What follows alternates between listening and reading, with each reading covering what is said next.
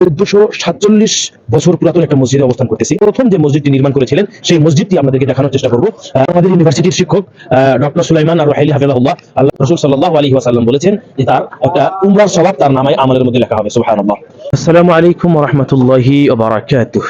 দূরে এবং কাছে, দেশ এবং বিদেশে যে যেখান থেকে যে প্রান্ত থেকে আমার এই ভিডিওটি দেখতেছেন সবাইকে আন্তরিক শুভেচ্ছা ও অভিনন্দন জানিয়ে আজকের এই ভিডিওটি শুরু করছি। বর্তমানে আমি 1447 বছর পুরাতন একটা মসজিদে অবস্থান করতেছি, আর এই মসজিদের নাম হলো মসজিদে কুবা। এই মসজিদে রাসূল সাল্লাল্লাহু আলাইহি ওয়াসাল্লাম যখন মক্কা থেকে হিজরত করে যখন মদিনায় আসলেন, সর্বপ্রথম যে মসজিদটি নির্মাণ করেছিলেন সেই মসজিদে বর্তমান আমি অবস্থান করছি। আর এই মসজিদটি মসজিদে নববী থেকে প্রায় 3 কিলোমিটার দূরে অবস্থিত। ফজরের সালাত আমরা মসজিদে নববীতে আদায় করে সেখান থেকে পায়ে হেঁটে 3 কিলোমিটার পায়ে হেঁটে আমরা এই মসজিদে আসলাম। মসজিদে এসে এখানে নামাজ আদায় করলাম। তো আমরা এই মসজিদটি 1447 বছর পুরাতন এই মসজিদটি আপনাদেরকে দেখানোর চেষ্টা করব। ইসলামের মদিনায় রাসূল সাল্লাল্লাহু আলাইহি ওয়াসাল্লাম যখন আসছেন এখানে হিজরত করে, সর্বপ্রথম যে মসজিদটি নির্মাণ করেছিলেন সেই মসজিদটি আপনাদেরকে দেখানোর চেষ্টা করব। আমরা মসজিদটি একটু ভালো করে ঘুরিয়ে আমরা আপনাদেরকে দেখানোর চেষ্টা করব ইনশাআল্লাহ। এই দেখতে পারতেছেন, ভালো করে এদিকে দেখাও। মসজিদের মিনার কি সুন্দর, মাশাআল্লাহ। আমরা মসজিদের ভিতরে প্রবেশ করব। মসজিদের ভিতরে আমরা যাব, মসজিদের ভিতরের সাইডটা দেখাবো। আর সবথেকে মজার বিষয় হচ্ছে যে এই মসজিদের যিনি ইমাম বর্তমান, যিনি মসজিদের জুমা পড়ান, তিনি হচ্ছেন আমাদের ইউনিভার্সিটির শিক্ষক ডক্টর সুলাইমান আর রুহাইলি হাফিজাহুল্লাহ। আল্লাহ ওনার জ্ঞান এবং আয়ুর ভিতরে বরকত দান করুক। সবাই আমরা বলি আল্লাহুম্মা আমিন। মসজিদের ভিতরে আমরা প্রবেশ করব, মসজিদের ভিতরের দৃশ্যটা দেখাবো। চলেন ভিতরের দিকে যাই।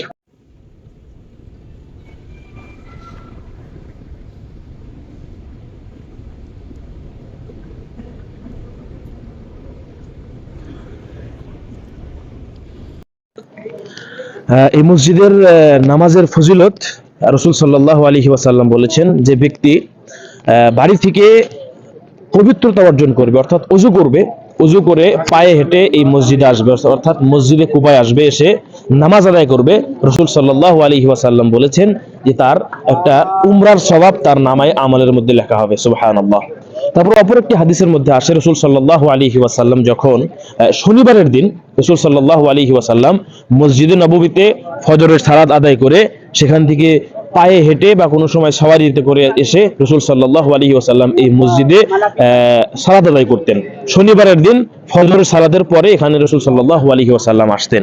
কুয়া, এই কুয়ার ইতিহাস আমাদের ফজিলতুল শেখ ইমদাদুর রহমান আল বুখারী আল মাদানী হাফিজাহুল্লাহর কাছ থেকে বিস্তারিত এই কুয়ার হিস্টোরিটা শুনবো আমরা। আসসালামু আলাইকুম ওয়া রাহমাতুল্লাহি ওয়া বারাকাতুহু। আসলে তো এই কুয়াটা যখন রাসূল সাল্লাল্লাহু আলাইহি ওয়াসাল্লাম হিজরত করে আসছেন তার আগে থেকেই কুয়াটা ছিল। রাসূল সাল্লাল্লাহু আলাইহি ওয়াসাল্লাম এখানে আসেন, আর এখানে এটা হচ্ছে মসজিদে কুবা, পিছন দিকে, আমাদের পিছন দিকে।